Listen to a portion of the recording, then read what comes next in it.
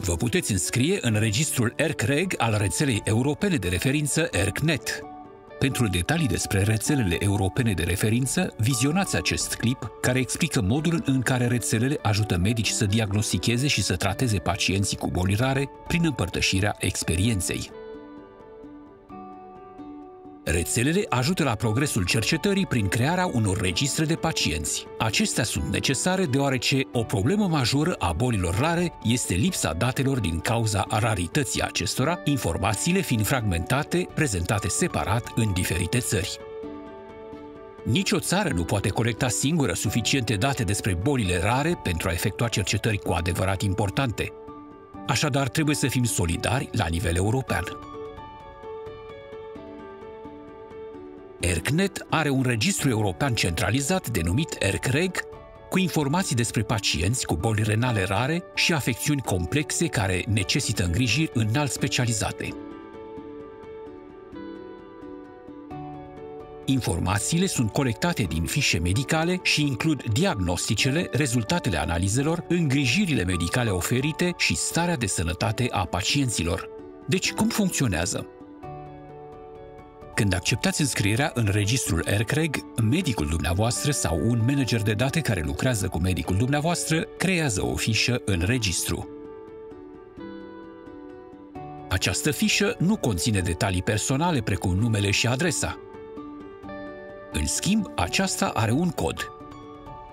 Legătura dintre acest cod și datele dumneavoastră personale este păstrată în spitalul în care vă tratați. Așadar, nimeni altcineva nu va ști că datele sunt despre dumneavoastră. La înscriere, medicul dumneavoastră sau managerul de date completează informațiile despre diagnosticul dumneavoastră.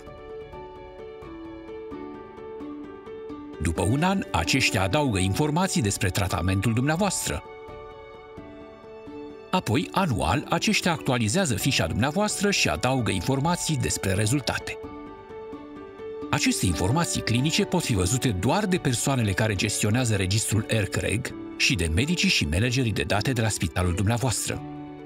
Registrul ERCREG colectează și așa numitele evaluări ale rezultatelor raportate de pacienți.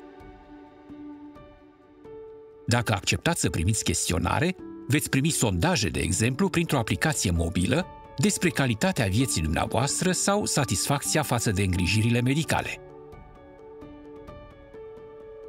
Informațiile dumneavoastră de acces sunt stocate în registru, dar pot fi văzute doar de medicii și managerii de date din spitalul dumneavoastră, nu și de persoanele care gestionează registrul. Răspunsurile dumneavoastră la sondaje pot fi văzute doar de persoanele care gestionează registrul, nu de medicul dumneavoastră. Datele din registrul ERCREG ajută comunitatea bolilor rare, oferind informații valoroase oamenilor de știință pentru a continua cercetările și a îmbunătăți îngrijirile medicale.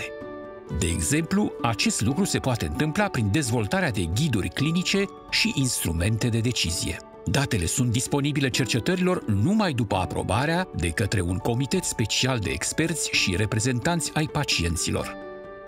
În plus, datele dumneavoastră vor fi partajate numai dacă spitalul dumneavoastră nu se opune.